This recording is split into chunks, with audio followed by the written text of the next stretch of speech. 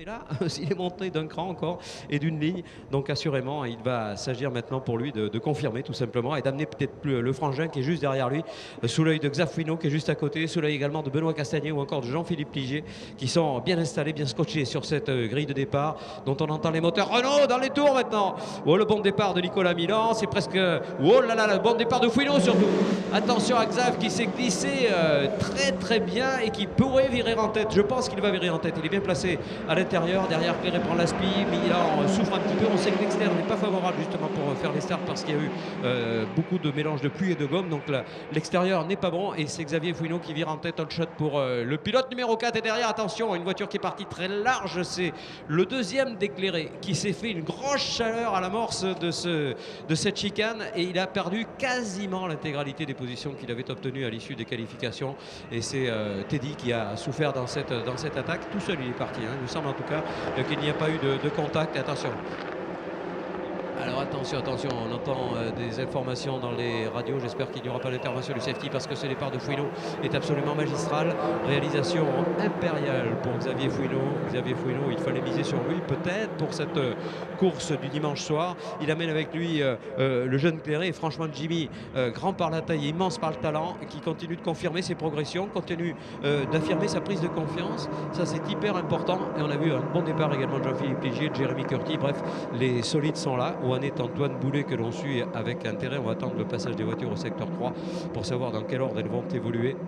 Voiture qui amorce maintenant cette deuxième partie du tracé. Ça va très vite pour Castagnier également qui a pris le meilleur secteur 2 justement.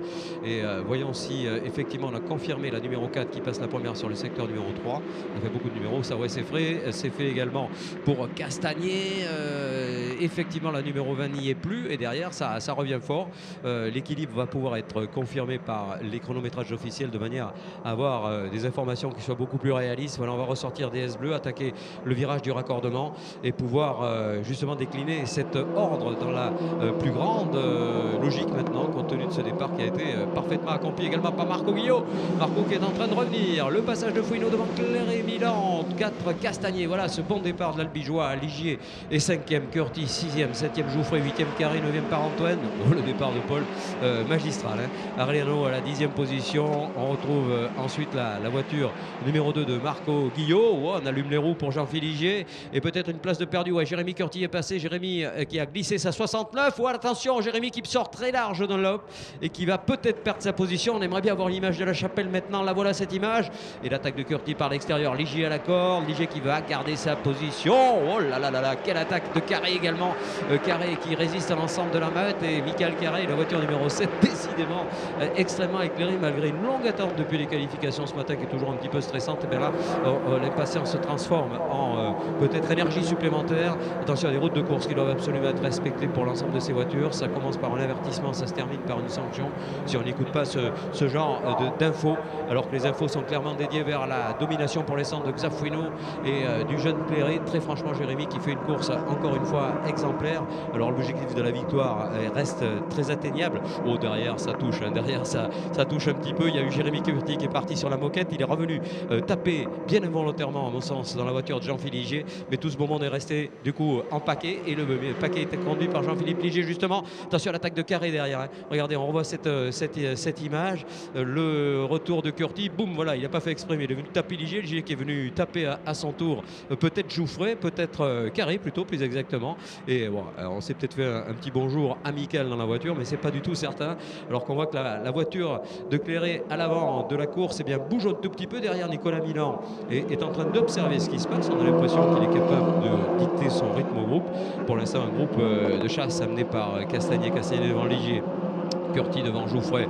Voilà, une hiérarchie qui nous paraît beaucoup plus conforme à la réalité. On attend le retour également de cette voiture numéro 2 qui se confirme en 11e position déjà pour Marc Guillot. Marc Guillot qui amène cette voiture jaune en position beaucoup plus intéressante, 11e. On rappelle qu'évidemment il a gagné la course d'hier et qu'il était désigné comme étant immense favori ou à l'attaque de Curti. Hein. C'est un gros attaquant, Jérémy. À le Lyonnais, je peux vous dire qu'il est en train de mesurer l'espace dans la largeur, la longueur, la hauteur de ce tracé du Bugatti. Et pour le moment, eh bien, ça reste devant, mais au prix de quelques attaques absolument furieuses. Et regardez Guillaume qui va venir se mêler à cette lutte incroyable. Incroyable le retour de Marco. Très honnêtement, ils sont en train de nous offrir sur un plateau d'argent une course splendide. Allez, les marqueurs qui sont en train de voler ici ou là. Et on revoit quelques images. Mais voilà, c'est le gros travers de Jean-Philippe Ligier. Allez, allez, à la façon, à la jeune Oragnotti, là, tiens. Un magnifique passage de Ligier. Et pas mal de changements qui vont s'opérer du coup. Et ça permet à Marco Guillot, regardez, là, c'est la voiture jaune numéro 2, de rester dans ce rythme-là. Et surtout de... Oh là là, attention derrière, il s'est fait pousser Marco qui accroche malheureusement Mika Karem. Il n'en est pas à l'origine. Malheureusement, il n'est pas à l'origine de cette situation. On taira le nom de celui qui a malheureusement oublié de freiner. Mais c'est vraiment hyper dommage.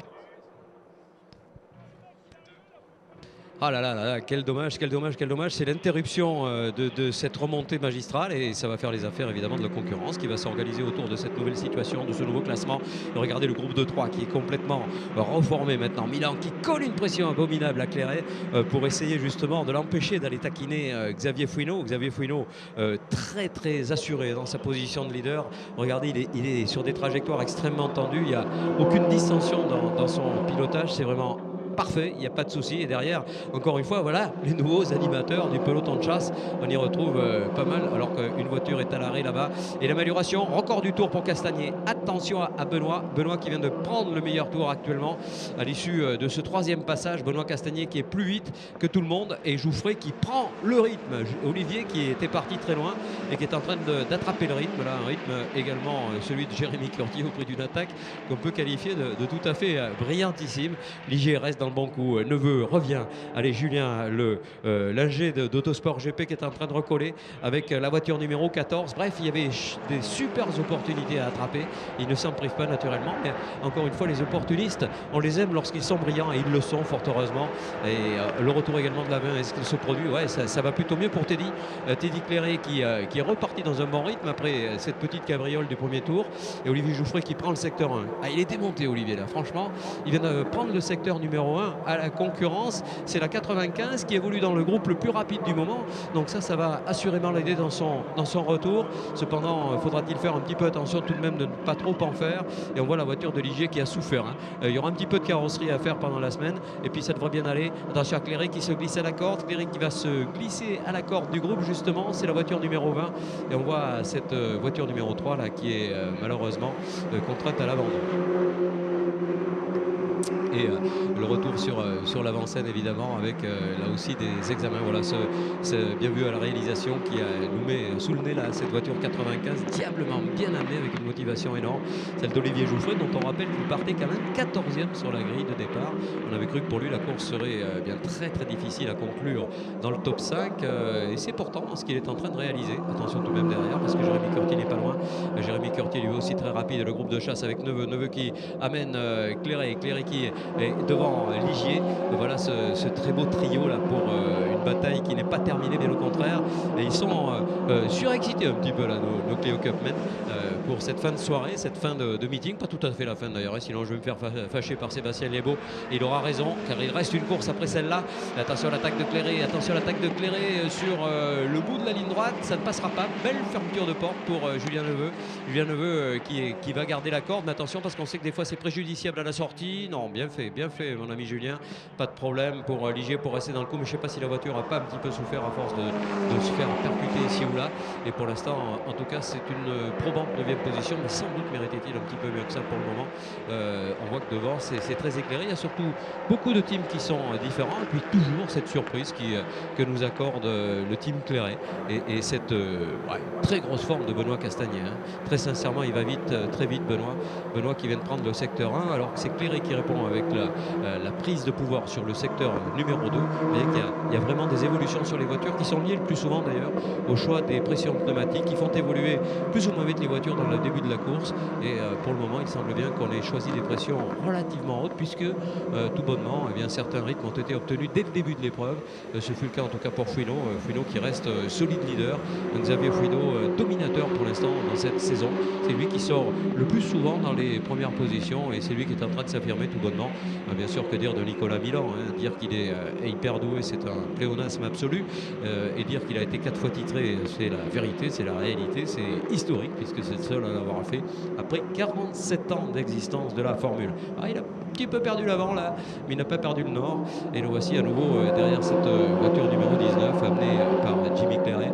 Jimmy toujours aussi rapide, on le répète, et Castagnier qui va peut-être aller rejoindre la meute parce qu'il est vite, il est même très vite et il prend à nouveau le meilleur tour. Allez, regardez bien cette numéro 27 qui va aller jouer devant pour soutenir le rythme effréné conduit par Xavier Fouineau, Xav qui est en léger survirage. Là, c'est un signe peut-être des premières difficultés rencontrées pour garder la voiture sur la piste, ou alors a-t-on décidé d'en mettre une louche de plus pour peut-être s'écarter, prendre un petit peu d'oxygène, prendre un petit peu d'air. C'est peut-être bien ce qu'il est en train de faire d'ailleurs, puisqu'on l'a vu Xav prendre, allez, on va dire 4-5 longueurs de voiture. Seront-elles suffisantes pour l'amener jusqu'au terme de cette manche en tête de l'épreuve? La résistance évidemment va s'organiser, mais le soutien de Nicolas Milan pourrait s'avérer extrêmement important, d'autant que Benoît Castagnier revenant, eh bien on sait que c'est pas un tendre notre Benoît, hein. On sait qu'il ne va pas se laisser compter, lui c'est un godasse de plomb absolu lorsqu'il s'agit de décider de porter une attaque qu'il n'attend pas. Là, il n'aura peut-être pas besoin d'ailleurs de forcer son talent, car encore une fois, il a battu tout à l'heure le record du tour. Alors là aussi, les choix sur les pressions pneumatiques vont être primordiaux dans les performances de ces voitures. Et ça se regroupe avec Claret qui est en train de revenir sur Fouineau. On voit Nicolas Milan qui s'écarte complètement de la trajectoire. C'est assez surprenant. Quelle est la raison de cette trajectoire? Aucune, peut-être simplement voir quel est l'espace qui sépare justement Claret de Fouineau. Pour l'instant, il est relativement stable. Il était de 5 dixièmes cet écart tout à l'heure au constat de l'espace entre la numéro 4 et la numéro 19. Est-il croissant? Va-t-il diminuant? La réponse, on l'aura très vite puisqu'on revient déjà sur les virages qui précèdent la ligne de départ. Voici ces voitures qui vont ressortir de quelques endroits très critiques là, hein. On l'a vu sous la pluie, et là sur le sec évidemment c'est non pas plus facile mais en tout cas un peu plus sûr. Le raccordement maintenant avant justement ce pointage au terme du 6e tour. 6e tour bouclé en tête pour Xav Fouineau qui pour l'instant a vu personne devant lui. Xav Fouineau qui va passer avec une avance exactement identique au tour précédent. C'est-à-dire que tout le monde est en train de s'observer un petit peu. C'est un round d'observation. Est-ce que Castagnier va vite? 1 minute 55.3. Il est pas le plus vite pour l'instant puisqu'il a été battu dans cet effort par les 3 premiers, et derrière le retour de Teddy Claret continue de se produire. Il est maintenant dans l'aspiration absolue du pilote Julien Neveu. Julien est la voiture numéro 14 mais qui semble tenir certes la dragée haute pour le moment, mais combien de temps encore, car derrière la patience semble connaître aussi ses limites pour le jeune Claret, et peut-être l'attaque à la chapelle. Pour l'instant pas de tentative, les portes se ferment un petit peu et un gros survirage pour Claret qu'il a réussi à contenir. Donc bravo, il n'a même pas perdu de temps, hein. Voilà, très franchement, c'est rare. La chapelle, c'est un virage très particulier. C'est un très beau virage. On peut le passer de plein de façons. Et c'est en moto, on appelle ça un virage multi-trajectoire. Attention à l'attaque de Claret. Là, ça pourrait peut-être intervenir rapidement. Et Julien Neveu qui continue de résister pour préserver sa 7e position.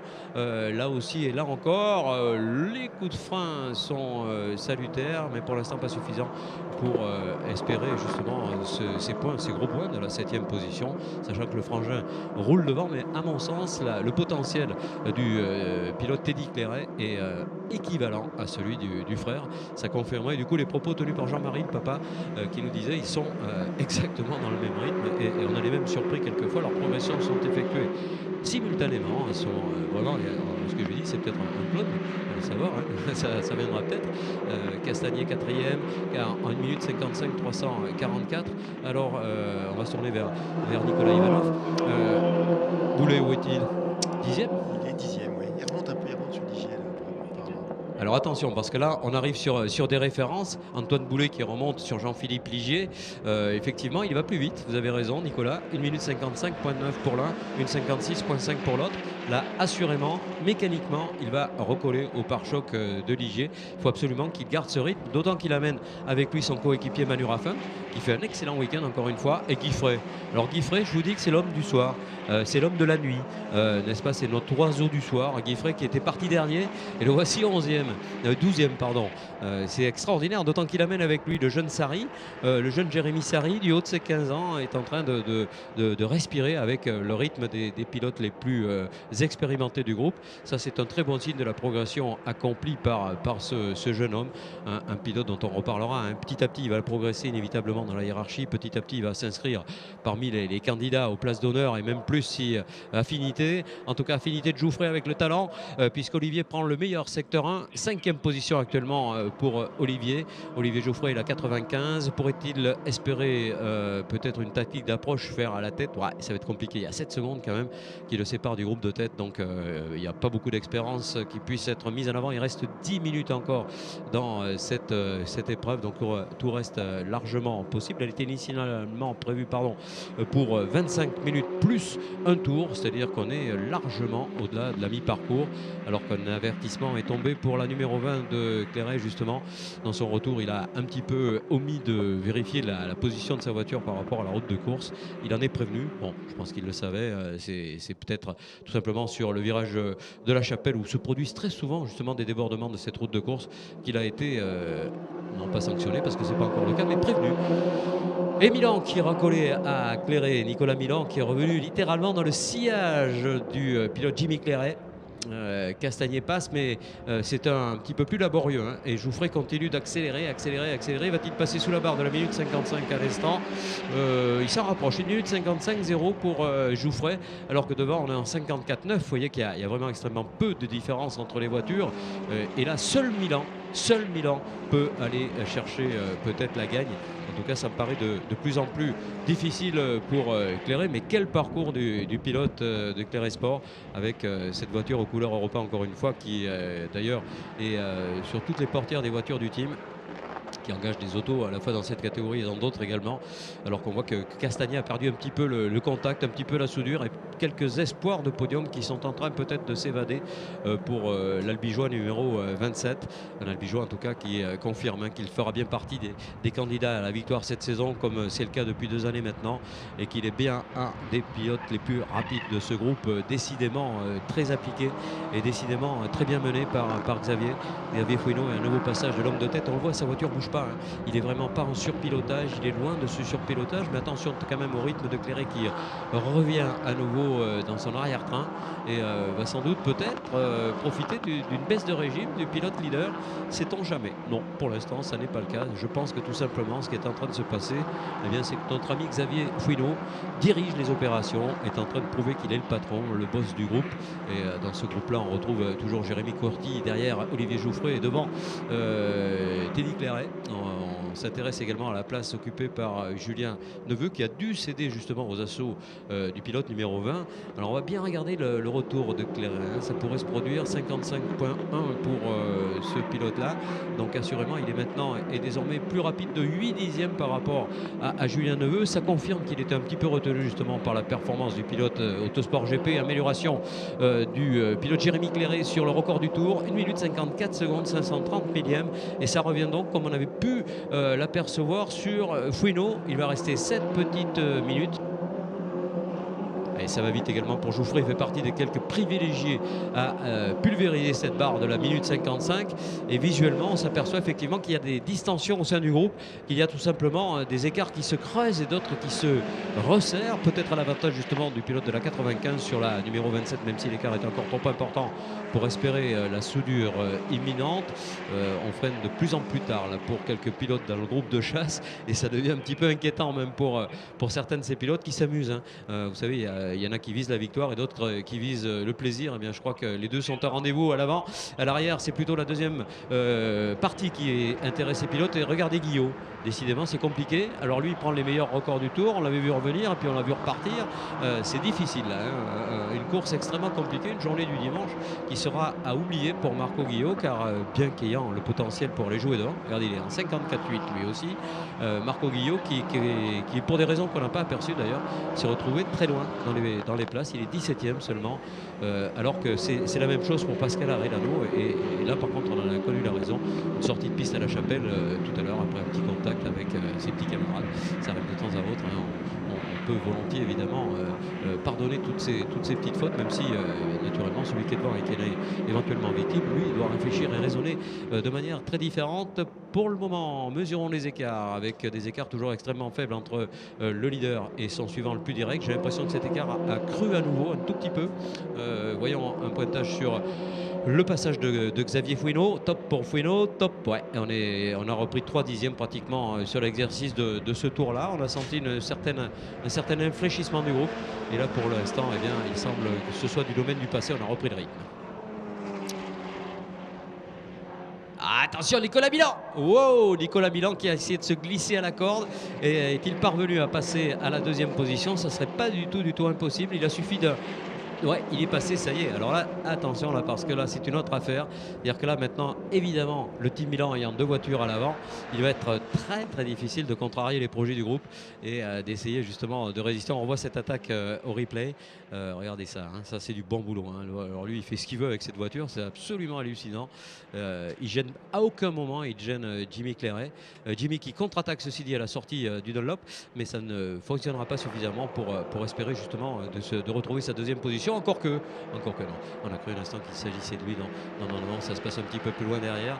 Et les batailles sont multiples, comme d'habitude dans cette catégorie. Une catégorie où on voit pointer des nouveaux. Ça, c'est excellent. Et surtout, on va rassurer tous les pilotes que l'on attendait au virage, à l'exception de Marc Guillot, qui est loin. Eh bien, chapeau à Jérémy Sarri, qui fait un très beau parcours après une qualification qui était un petit peu moyenne, un 16e seulement sur la grille de départ. Et le gamin de 15 ans qui est en train de faire preuve de beaucoup de brio. Alors, je pense que les conditions météorologiques sont beaucoup plus conformes aux qualités qu'on peut mettre en exergue lorsqu'on est débutant. Les conditions délicates de la piste humide n'étaient pas vraiment pour favoriser sa performance. Et là, du coup, il va retrouver la confiance et c'est absolument nécessaire pour être sûr qu'on est dans le coup, dans les rythmes, qu'il ne faut jamais, évidemment, avoir le moindre doute de tout cela. Et oui, là, Xavier, bien sûr, maintenant, il est en 54,5. Hein. Donc là, il est en train de démontrer qu'il en avait sous le pied. Sa voiture ne bougeait pas un brin. Il a économisé ses pneus pendant toute la première partie de l'épreuve. Comportement qui nous rappelle furieusement d'ailleurs quelques attitudes de Nicolas Milan dans le passé. Et là, très honnêtement, on a bien écouté les leçons du patron. Et ça fonctionne plutôt bien. Donc maintenant, la voiture est plus performante encore qu'au début.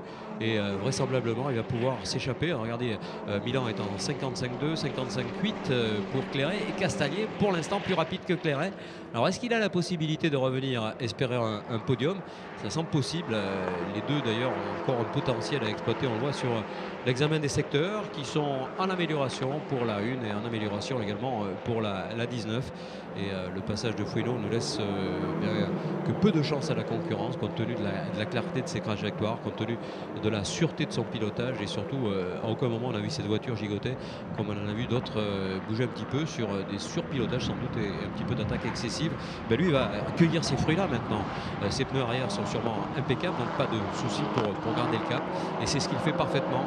1 minute 55-0 tout à l'heure au dernier passage et il est capable à mon avis de passer sous la barre de la minute 55 avant le terme de cette course qui se présente maintenant. 2 minutes et 33 secondes pour aller jusqu'à l'arrivée et saluer la performance du numéro 4. Très honnêtement, il est en train de se présenter comme étant le patron de cette discipline et je pense qu'il y a une certaine légitimité là aussi dans cette situation, tellement il a connu des galères et tellement ça n'a pas été toujours aussi simple, même si la simplicité n'est qu'apparente, croyez-le bien, car il est à l'attaque absolue. On le verra d'ailleurs à l'arrivée, les visages sont marqués par la souffrance physique, puis l'effort tout simplement. Il fait chaud dans ces voitures, ce sont des voitures fermées, même si évidemment pour l'instant les conditions météo n'ont pas été trop pénalisantes, voire même une aide précieuse pour eux. C'est vrai en GT, c'est vrai également en Clio Cup, des températures qui sont très élevées par moment. Voilà, record du tour. Record du tour pour Xav. Magnifique performance de Fouineau. Il a géré cette course à merveille. Et puis regardez, ce qui est merveilleux aussi, c'est que Fouineau vient de faire un 1,54 495 et le boss a fait lui 1,54 496. 1 millième d'écart entre les deux à l'examen de ce 12e passage. Formidable cohérence du groupe. Formidable réglage des voitures également. Et Nicolas Milan nous disait on a roulé cet hiver, on s'est entraîné ici, donc on connaît le tracé, on avait les setups sur le sec, donc c'est un avantage très intéressant évidemment, ça évite de perdre du temps. Et alors qui roule sous les 55? Il n'y en a plus beaucoup, hein. Il en reste 3 seulement, les 3 hommes de tête. Donc la logique sera-t-elle respectée dans cet ordre qui pourrait être celui du podium définitif? Eh bien, il me semble qu'on s'achemine vers ce genre de situation, alors que Raffin, Frey et Gibaud constitueraient bien, tout simplement les composantes du podium gentleman, alors que Guillot continue, hein.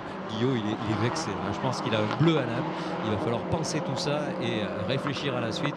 Marco Guillot qui prend le secteur 1 et qui a essayé, a tout tenté pour revenir, mais c'est vrai que c'est compliqué parce que, y compris devant, on arrive à des rythmes qui sont suffisamment élevés pour résister, et la résistance se traduit plus souvent par des pertes de temps.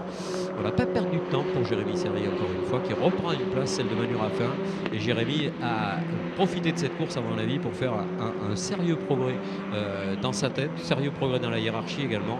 On va compter avec lui maintenant, hein, pour aller jouer dans le top 10, aller marquer des points, peut-être à chacune de ses interventions, d'autant que lorsqu'ils arriveront à Spa sur un circuit absolument extraordinaire, peut-être un des plus beaux circuits du monde, eh bien il aura 45 pilotes pour lui donner la réplique, et là ce sera évidemment quelque chose d'un petit peu plus compliqué.